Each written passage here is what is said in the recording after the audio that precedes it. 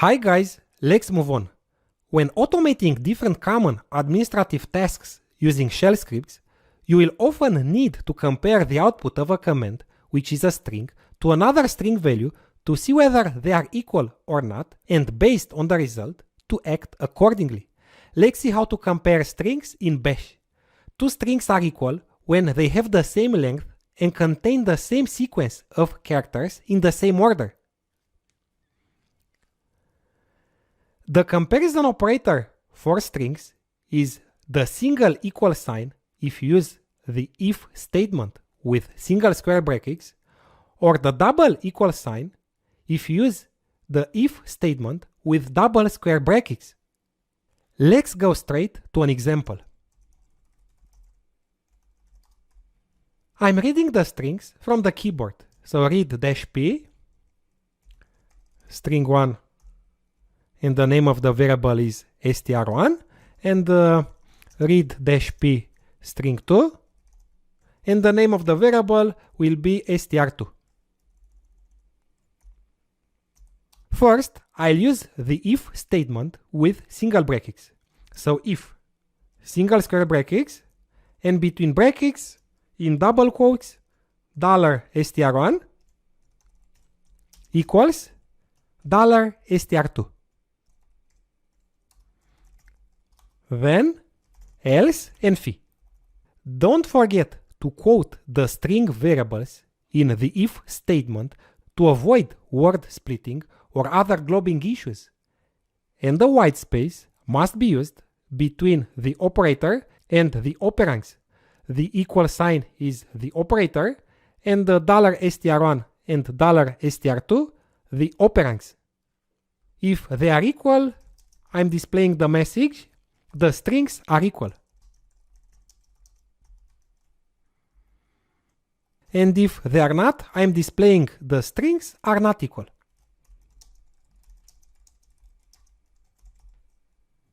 And the same piece of code using the if statement with double square brackets.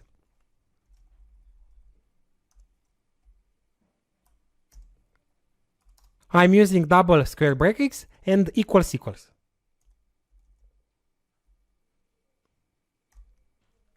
I'm saving the script, setting the execution permission, and running it in another terminal.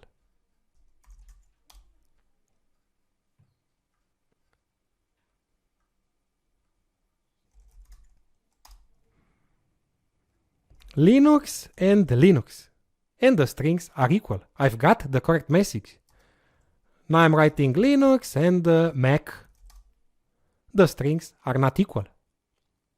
There's also the inequality operator that returns true if the strings are not equal. As in any other programming language, this operator consists of an exclamation mark and an equal sign.